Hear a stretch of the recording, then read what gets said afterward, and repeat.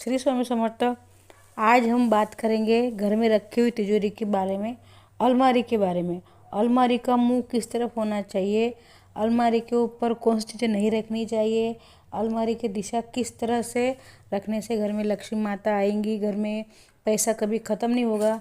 आप महीना कितना भी कमाते हैं लेकिन आपके महीने के ख़त्म होने के एंडिंग में आपका पूरा पैसा ख़त्म हो जाता है। इसका मतलब ये है कि आपके घर में आपकी तिजोरी आपका पैसा खा जाती है। इसका मतलब यही होता है। तो आपको ध्यान रखना है इन बातों का कि अलमारी का जो मुंह होता है किस दिशा में रखना चाहिए। तो ऐसे करने से हमारे घर में जो तरक्की है, बरकत है, वो बढ़ती जाएगी। मैं आपको 5-6 उपाय बताऊंगी, इसमें से आप सभी उपाय कीजिए और आप देखेंगे 1 महीने के अंदर आपके तिजोरी में पैसा कभी ख़त्म नहीं होगा। और सोना है तो सोना भी बढ़ता रहेगा, कभी ख़त्म नहीं होगा। आप कभी भी सोना या आपके ज़मीन या और किसी अन्य वस्तु का गिरवी रखने की आपको ज़रूरत नहीं पड़ेगी। आपको अपनी तिजोरी का मुंह होता है वो उत्तर दिशा में रखना चाहिए। उत्तर मतलब नॉर्थ दिशा में रखना चाहिए। मतलब तिजोरी रखनी है दक्षिण दिशा में, लेकिन आपका मुंह, जब आप तिजोरी खोलते हैं तो आपका मुंह दक्षिण में हो और तिजोरी का मुंह उत्तर में हो। इस अगर आप खोलने के समय आप खड़े हैं तो आपका मुंह दक्षिण में होगा और तिजोरी का मुंह उत्तर में होगा। इस तरह से ध्यान से सुनिए। इसके बाद आपको एक बात ध्यान रखना है, तिजोरी आपको पूर्णिमा के दिन क्या करना है, एक पूर्णिमा के दिन एक पान लेना है, आपको पान का पत्ता लेना है, खाने का पान, उसके ऊपर 3 इलायची रखनी है, 3 लौंग रखनी है और एक रखना है दालचीनी का टुकड़ा।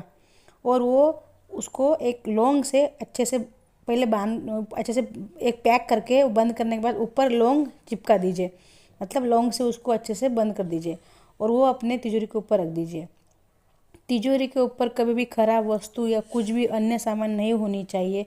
आप क्या करते, तिजोरी के ऊपर कुछ भी रख देते हैं, चाहे आप बुक रखे या पेपर या ऐसा कुछ भी नहीं रख सकते। तिजोरी को हमेशा ऊपर से साफ रखिए, ऊपर कपड़ा बिछा के रखिए और उसके ऊपर पान रख दीजिए। उसके बाद आप जब धूप दीप करते तिजोरी को धूप दीप दिखाइए, क्योंकि तो उसके अंदर आप पैसा रखते हैं तो लक्ष्मी माता वो अंदर वास करती है।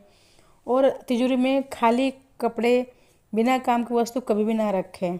और आपको हर पूनम को एक करना है। आप 27 पूनम भी कर सकते हैं या 27 दिन में एक बार आप इस पान को बदल सकते हैं। 27 दिन के बाद आप क्या करना है, पान पुराना होता है उसको बदल देना है और नया पान रखना है। लेकिन जो अंदर जो चीज़ें हैं, इलायची लौंग, वो नहीं बदलनी है आपको। खाली ऊपर का पान सूख जाता है तो बदल देना है। और पान को आपको पानी में प्रवाहित करना है या तो किसी पेड़ के नीचे डालना है, लेकिन वो पेड़ ऐसा होना चाहिए जहाँ किसी का पैर ना पड़े।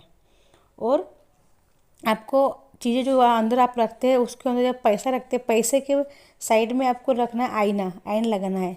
चार जैसे आपको आयन लगाना है। जो पैसा जो बीच में होता है तो आईना रिफ्लेक्स करता है। मतलब जितने पैसे आपके पास है, चार दूसरे से वो 4 दिशा होती है तो 4 दिशा में 4 आयन रखेंगे, बीच में पैसे रखेंगे तो वो रिफ्लेक्स करके उसको बढ़ाएगा। और एक बात, जब आप उसको पान को रखेंगे तो पान को बांध देना है। किससे बांधेंगे, एक डोरा लीजिए पीला, उससे बांध दीजिए। ऊपर तो लौंग चिपकानी है, उसके बाद भी आपको और डोरे से बांध देना है। 27 बार करें और 27 बार करने के बाद भी आपको इससे पहले रिजल्ट मिल जाएगा। अगर आपको ऐसा भी नहीं मिलता है टाइम तो आप पूर्णिमा के दिन भी कर सकते हैं। ये उपाय पूर्णिमा के भी है तो पैसा इतना बढ़ेगा। ये पैसा खींचने की एक जादुई वस्तु है जो आपको हर दिशा से पैसा खींच खींच के आप घर में लाएगा। और पूनम के दिन, अमावस्या दिन आपको हमेशा अपने घर में पूरी रात तक दिया जलाना है। दिया कभी भी बंद नहीं होना चाहिए। और आप किसी भी राशि के हो, किसी भी लग्न के हो, हमारी राशि होती है, जैसे नक्षत्र होते हैं, ग्रह होते हैं, इस प्रकार से उपाय काम करते हैं। आपने बहुत सारे उपाय किए होंगे, लेकिन हर ग्रह के हर उपाय होते हैं, हर राशि के हर उपाय होते हैं और नक्षत्र भी उपाय होते हैं। तो कोई ना कोई उपाय काम कर जाता है, करते रहिए तो ज़रूर होगा। और आपको ये उपाय करने के बाद मुझे कमेंट में बताना है कि आपको उपाय से फ़ायदा हुआ कि नहीं। आपको पहले बार में उपाय कैसे फ़ायदा होगा, ठीक है। लेकिन विश्वास से अवश्य कीजिए और आपको अच्छा लगे तो शेयर कीजिए, लाइक और सब्सक्राइब अवश्य कीजिए। श्री स्वामी समर्थ।